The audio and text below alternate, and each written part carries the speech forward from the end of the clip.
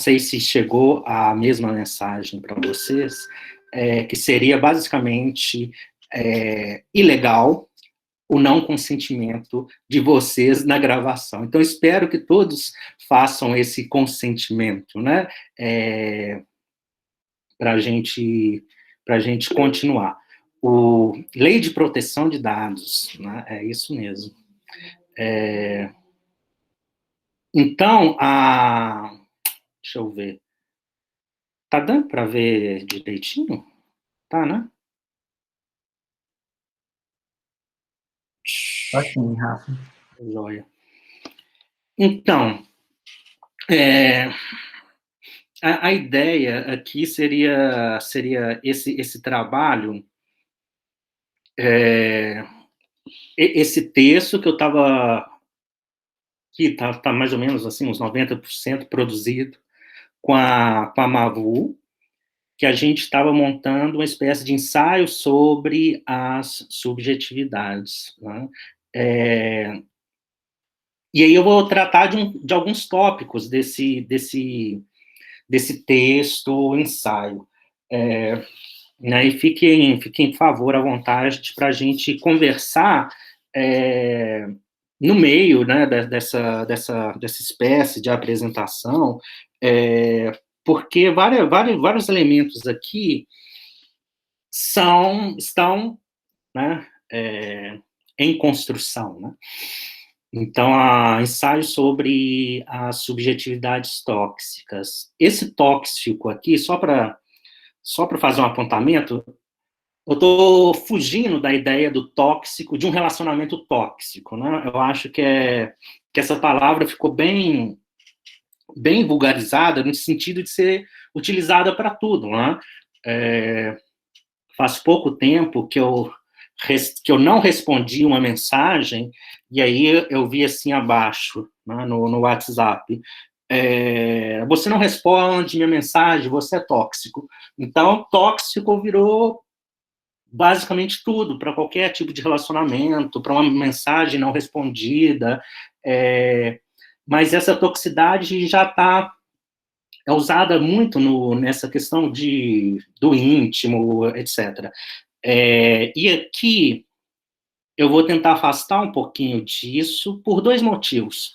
Um, porque penso que somos, de fato, porosos às outras pessoas, e assim, né, esse nível que a gente pode chamar de toxicidade, talvez seja constitutivo da própria subjetividade. Eu não acredito que uma relação não tenha um determinado nível de interferência com a outra, né? Agora, para falar de violência, eu acho que a gente tem conceitos melhores do que a palavra tóxico. Então, é para fugir desse elemento e para falar de subjetividade tóxica, no sentido de subjetividade criada por fármacos ou drogas ou substâncias de alteração de consciência, né? Aqui a gente tem esses níveis de palavras, cada um aí joga em um lugar. Depois eu vou falar um pouco dessas imagens aqui. Cada slide vai aparecer 3 imagens, né? Então, o ensaio foi dividido, se não me engano, em 3 partes. Uma devir negro do mundo, devir trans do mundo, subjetividade Viagra e subjetividade cloroquina. Então, são esses os 3 tópicos, o caminho, né? Esse texto, vale dizer, né, produzido agora, um pouco, né, no fervor também da pandemia, e aí, por que um devir negro do mundo, devir trans do mundo, né? Esse primeiro conceito, devir negro do mundo, é do Mbembe, e eu acho que tem uma definição interessante, que que no início do capitalismo, o termo negro se referia tão somente à condição das pessoas de origem africana. E aí, por que um devir negro do mundo? Né? Porque essa condição de negro é generalizada. Essa condição de negro foi generalizada. Né? E aí, como estando no âmbito do queer, eu fiz essa pequena torção para chamar de um devir trans do mundo, pensando que a Mavu publicou um texto chamado La Realidade de Mulheres Transsexuais e seus movimentos sociais em Sudamérica em tempos de Covid-19. E o que ela fez aqui? Ela produziu uma espécie de cartografia da vulnerabilidade, bem no início da pandemia, e mostrando na América Latina como isso afetava a população trans. Né? Então, foi diante disso a ideia de um devir trans do mundo, né? A ideia de um universal concreto. Essa universalidade da fragilidade, da vulnerabilização, exposta a todos e todas enquanto, por exemplo, da vulnerabilidade, do medo, etc. Claro que, né, sem fazer um elemento em que esse nível de vulnerabilização, esse nível do medo seria igual em todas as instâncias. Então, seria daí que surgiria essa ideia de um devir trans do mundo. Pensando a sociedade disciplinar, sociedade de controle, sociedade farmacopornográfica, né, pensando esses três componentes sociais, né, Foucault, uma análise do Foucault das disciplinas, Deleuze do controle, e o Paul Preciado da farmacopornografia, essas três produções, essas três análises, uma conjuntura social, pode evocar essa vulnerabilização das transidentidades, né? Tanto a disciplina, quanto o controle, quanto a farmacopornografia. Eu não vou me deter em nenhuma desses elementos, né? Porque eu acho que, de alguma forma, a gente veio trabalhando quando a gente lia o texto Junk, né? Porque ali perpassa Foucault, perpassa o controle, para chegar na análise do Paul da farmacopornografia. Então, só dizer, juntamente, né, com a Mavu, de uma espécie de mapa da vulnerabilidade. Isso a gente está chamando de um dispositivo de transfagia. Por que um dispositivo de transfagia? E essa ideia de devoração, né, dessa ideia da fagia, uma devoração de determinados corpos. Por que usar esse termo? Para fugir de dois, da transfobia, fugir de determinada forma. Não dá uma, que a gente poderia dizer, tirar um pouco um foco da ideia de fobia, né, que parece que aí a gente está no elemento do sentimento, do medo, e também fugir de um pouco do transfeminicídio, essas duas categorias, né, e aqui categorias produção jurídica, e que muitas vezes remete à ideia do privado. Né? Em que sentido? Parece que a pessoa teve um surto fóbico, né? Um surto emocional, em que faz alguma coisa. Né? E esse elemento é interessante e, ao mesmo tempo, dramático, porque quando a gente pega as estatísticas e a forma como se dá a violência, geralmente não é um tiro, são 30 tiros. Geralmente não é uma facada, né, são dezenas de facadas, né, que remetem aí a esse elemento fóbico, esse elemento do emocional, etc. Mas a ideia de um dispositivo seria pensar também que essa violência é sistêmica, né? Então, fazer uma espécie de categorização dessa ideia de dispositivo que não evoca tão somente esse elemento que parece do sentimental, e aí a gente poderia chamar de uma patopolítica, que é uma política do pathos, é uma política dos sentimentos. E aí, mas pensando esse dispositivo de transfagia, a gente daria ênfase nessa violência sistêmica de uma sociedade técnico-farmacológica, né? Então, antes de abordar alguns pontos desse dispositivo, tentar caracterizar isso, gostaria de apontar essa ideia de revolução e resistências, que eu acho importante a gente pensar que, no campo político, muito parece que a dimensão de uma revolução a cada vez mais distante, né? E a gente fica na dimensão da revolta, fica na dimensão da resistência, fica na dimensão das dissidências, e aí nesses grupos, nesse envolvimento que se articula o político de determinada forma, né? Sempre pensando essas políticas menores e perdendo a visão, né, desse elemento de uma revolução. Então, esse seria um dado para deixar um pouco guardado, para empreender um pouco esse elemento da resistência contra uma violência sistêmica.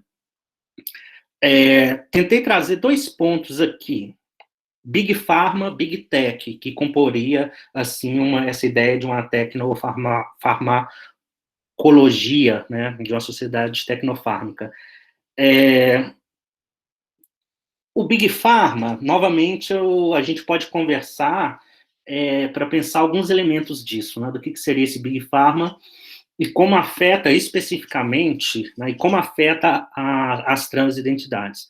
Big Tech, eu separei, e eu não vou, a gente pode conversar, mas eu pensei assim, porque remontaria facilmente o texto que a gente está vendo, o texto Junk. Agora, o Big Tech foi algo que a gente não trabalhou, né? E aqui eu estou pensando, eu separei 2 elementos. Reconhecimento facial. Claro que tem uma explosão de tecnologias aqui que pode ser colocada em jogo, e até mesmo, né, o próprio capitalismo como uma nova forma. Por exemplo, a Zuboff vai falar de um capitalismo de vigilância. Mas eu quis citar 2 tecnologias. Reconhecimento facial é um reconhecimento, eu acho interessante pensar isso, que não é somente técnico, né? Reconhecimento facial é um reconhecimento médico, jurídico, tecnológico e ontológico, né? Só na ideia de reconhecimento facial, a gente tem um elemento médico, a gente tem um elemento jurídico, a gente tem um elemento tecnológico e o elemento ontológico, né? Então, o reconhecimento facial compreende o masculino e o feminino diante de uma relação entre a imagem e o sexo. Trata-se, e aí eu gostaria de chamar de uma antologia do visual, né? Eu deixei um vídeo aqui que eu acho que vale a pena, talvez a gente veja depois. É pequeno, mas trata desse reconhecimento facial. Então, qualquer lugar que a gente tem já esse reconhecimento facial, já tem uma ontologia para dizer, uma ontologia visual do que é o masculino e do que é o feminino. Esses estudos, eu não sei se vocês viram, mas é curioso, e surgiu, creio que, primeiramente, com a questão de raça, porque mulheres negras, né, eram tidas tidas pelo reconhecimento facial como homens. Então, a gente tem um banco de dados, basicamente branco, norte-americano. Esse é o padrão. Então, quando surge, né, o reconhecimento de uma mulher negra, reconhece como um homem. Então, não tem uma variedade, tem uma variedade cultural mínima, né, e mesmo assim, todos os elementos aqui para produzir essa distinção masculino, feminino e cair novamente no binarismo, né, na ideia de uma essência, etc. Outro ponto, reconhecimento de voz. E aí, dá para pensar aqui o reconhecimento de voz como uma ontologia do som, onde se substancializa os gêneros de forma binária. Outro elemento curioso, né? A gente tem várias possibilidades de reconhecimento de voz, mas tem um padrão de voz que é reconhecido. Né? Então, e aqui eu falo reconhecido mesmo, na hora que você vai falar com algo que exige o reconhecimento de voz, algumas vozes não são reconhecidas, nem entra numa matriz de reconhecimento da voz. Né? Simplesmente não vai reconhecer sua voz. A gente pensa como a... E aí, novamente, a questão da raça, como... e aqui usar raça muito entre aspas, né? Porque já mal se usa esse conceito, né? Porque nesse reconhecimento, ou melhor, nesse não reconhecimento, tem uma distinção que é saber o que se coloca como a voz, e aí a gente tem outras vozes, outras musicalidades, outras entonações, né? A gente pensa em uma mulher branca de classe média alta, fala de uma forma, principalmente na cultura norte-americana, muito distinta, até o som, a musicalidade, em diversos lugares, e aí esses reconhecimentos é simplesmente o reconhecimento de somente mais uma estrutura, né? E é interessante que não há reconhecimento de outros tipos de vozes, né? Isso falha. O que eu quis trazer com esses dois elementos, né? O reconhecimento facial e o reconhecimento de voz como produções de ontologias e de matrizes de inteligibilidade. Né?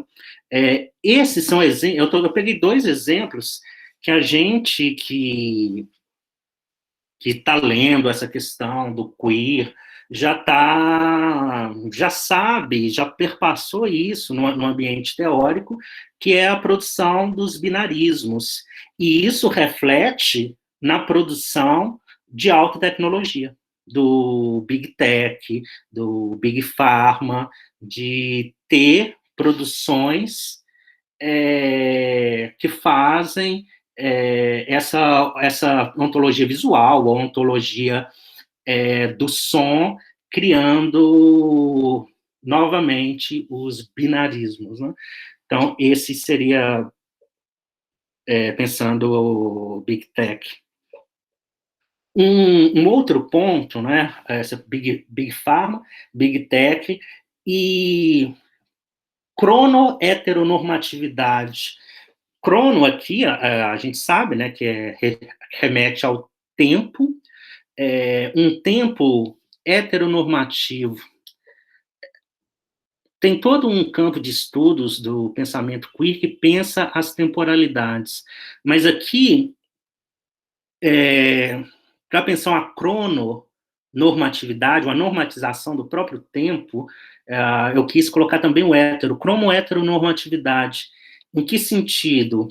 No sentido de, talvez nesse elemento que todo mundo diz do tempo de uma pessoa travesti, de ter essa questão, né, dos 35 anos. Né? Então, quando a gente pensa que a média de vida de alguém é 35 anos, e a outra, né, qual que é a outra média de vida? Alguém lembra? Né, mas é mais que o dobro, né? Então, quando a gente pensa isso, tem uma noção de tempo distinta,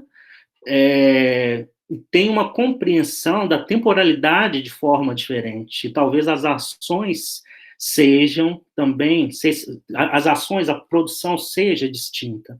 E é novamente por isso que eu gosto do elemento das resistências, da revolta, porque a revolução parece para o amanhã, né? Parece para um futuro distante, e a resistência tem que se dar no elemento do presente. Muito disso vem de pensar manifestos, né? E esses manifestos do cu, ou melhor, do sul do mundo, né? Ou do cu do mundo. Cito esses 3 primeiros manifestos: o Manifesto Travesti, da Sara, o Manifesto Traveco Terrorista, da Tertuliana, e o Regulamento da Academia Transliterária. Conhecem esses manifestos? Conhecem? Já leram esses manifestos? Alguém não conhece eles? Eu conheço alguns, da Sara. O da Sara tem esse... E tem mais, tem manifesto de trans, né, de travesti. Mas o que eu peguei desses 3? É esse elemento de pensar uma cronoheteronormatividade. Tem uma relação do tempo que é diferente, uma relação do agora, do presente. Então, dá para pensar toda uma temporalidade aí. E também dá para pensar essa violência sistêmica, né?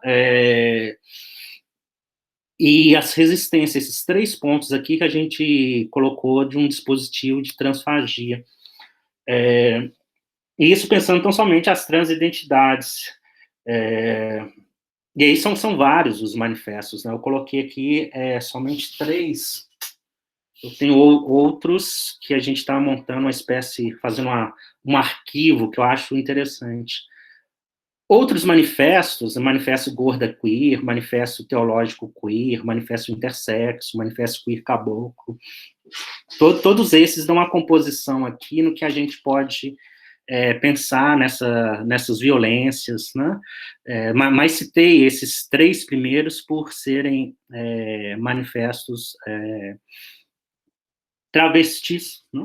Até o regulamento da Academia Transliterária tem esse elemento.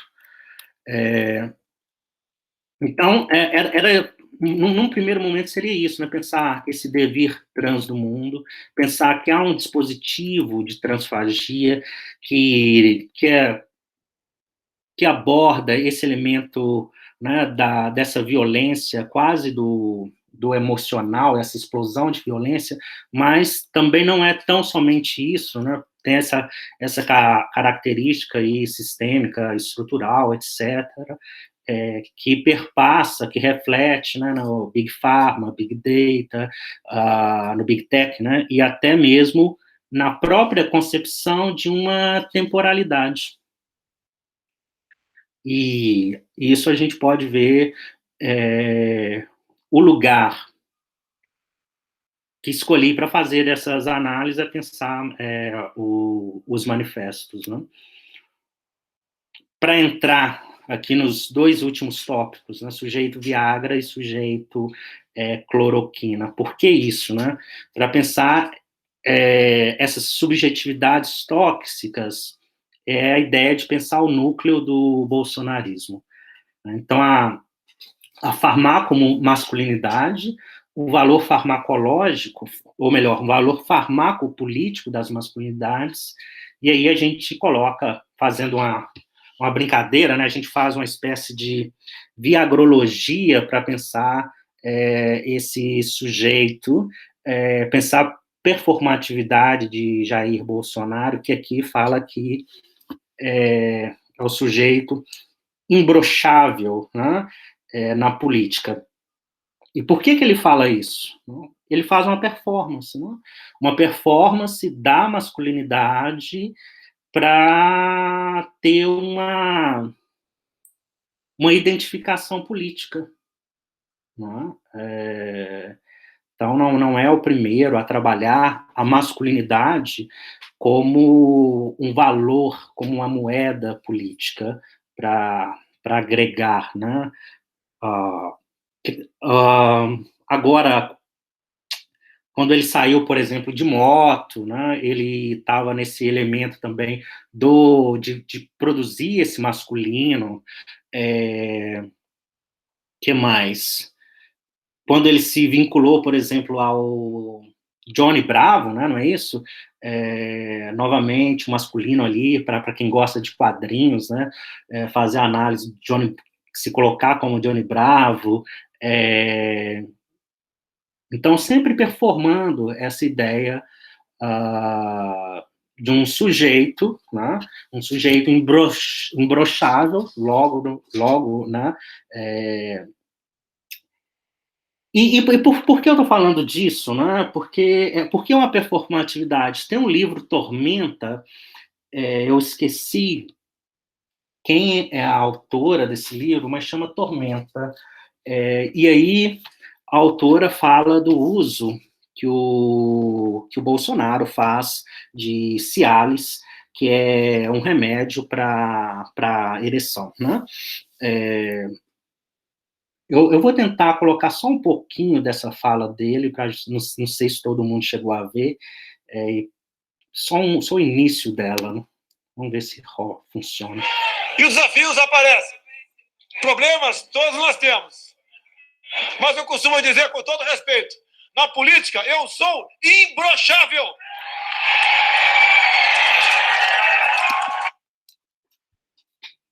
É aquilo que a gente estava falando, a fala da brincadeira, desse elemento do cômico, do jocoso, e aí criar um vínculo político, né? Criar com quem ele se... Ao falar dessa forma, qual a aliança que produz, né?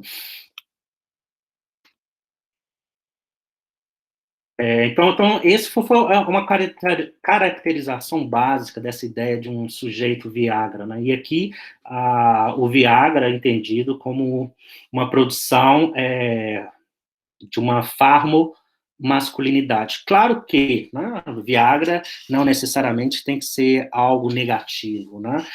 Mas aqui a gente está utilizando para compor, né, como se usa essa ideia de uma política imbrochável que esse sujeito tenta fazer. O segundo ponto, um sujeito cloroquina. Qual que é o sentido aqui? Cloroquina, a gente vai trabalhar assim, estava pensando tanto o elemento do remédio como o elemento da fé. Não é à toa que ele vai aparecer diversas vezes, diversos momentos, quase que numa mão a Bíblia e na outra a cloroquina.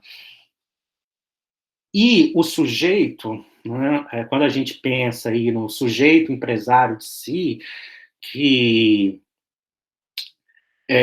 a gente está pensando, esse sujeito empresário de si, que é o sujeito, né, que transforma a lógica, que encarna a lógica econômica em todos os lugares, né? É como se houvesse, como se o ambiente econômico produzisse sujeitos, né? E aí, no neoliberalismo, produz sujeitos empresários de si, produz sujeitos que se veem como empresa, né? Tem um dito fantástico nas relações amorosas e íntimas, quer dizer, se não dá assistência, presta serviço à concorrência. Né? Então, no âmbito mais íntimo, uma lógica empresarial, né? Então, esse sujeito que se constrói também por uma crença, né, no sentido de que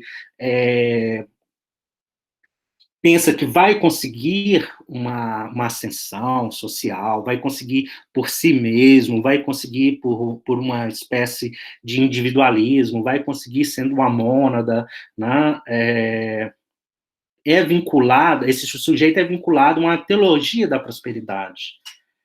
E aí aqui pensando o núcleo do bolsonarismo, né? É um sujeito, o empresário de si, que tem essa fé no empresarial, mas uma teologia da prosperidade que também tem a fé, que vai conseguir as coisas pela fé. E que nem precisa, por exemplo, tomar não importa o remédio que vai tomar, porque parece que tem uma imunidade espiritual. Né? Então não faz diferença se está comendo M&M's, ou cloroquina, ou um remédio que foi tido como válido pela Organização Mundial da Saúde. Né? Não faz diferença o elemento científico, não faz diferença se teve uma produção científica ou não, porque o que vale é a crença e a fé. Né? Então, a ideia é pensar esse sujeito como um farmaco empresário de si, uma espécie de junção entre o empresário de si e a teologia da prosperidade. E isso não sei se vocês veem assim, né, dessa forma, mas eu vejo muito que esses grupos religiosos estão nessa lógica. Né? Olha só, o empresário de si, e embaixo o elemento da prosperidade. O empresário de si quer a prosperidade. E também usa o elemento da teologia para isso. Né? Então, uma caracterização aqui do núcleo duro do bolsonarismo como um sujeito Viagra, e aqui Viagra como a política do imbrochável, como o uso da masculinidade como valor político, e cloroquina, uma crença no empresário de si, uma fé na teologia da prosperidade. Né? E, novamente, a gente tem um outro fármaco paradigmático, que é a cloroquina, né? Porque pode ser qualquer coisa que a gente toma, não importa, porque a gente tem uma camada de crença, uma camada espiritual que se torna imune, né? Para só explicar, né, as imagens. Essas imagens aqui, as três, foi produzida pelo Cris, e a primeira, ele pegou alguns hormônios, não sei quais, e dissolveu nesse pote. E aí deu essa cor meio amarelada. E aí ele chamou essa imagem, né, de acordo... A gente foi produzindo isso, uma espécie de texto, um ensaio fotográfico, e ele colocou como esse devir trans do mundo, essa dissolução aí dos fármacos, né, mas em outro contexto. Depois ele pegou o Viagra e dissolveu também, e aí teve essa cor azul. Por último, dissolveu cloroquina e teve cor branca. Curiosamente, esse amarelado, esse azul e esse branco são as cores aí, né, da bandeira do Brasil. Né? Então, achei curioso que funcionou dessa forma, dessas cores. Né? Então, essas ponderações, eu trabalhei um pouco ali, né, conversando com a Mavu que trouxe a ideia, vamos pensar cloroquina, mas relacionada com uma religião. Daí eu fui pensar nessa questão da teologia da prosperidade, depois a gente pensou nesse sujeito Viagra, e a gente foi montando essas coisas, essas ponderações, né? E aí, fazendo essa categoria de pensar esse núcleo duro do bolsonarismo, né? Foi esse o caminho que a gente pensou para nesse ensaio, né, para fazer esse jogo, essa composição. Eu vou interromper um pouquinho, né, a gravação, essa fala é um pouco rápida, e aí a gente tenta se animar e a gente conversa um pouquinho aqui sobre isso, né?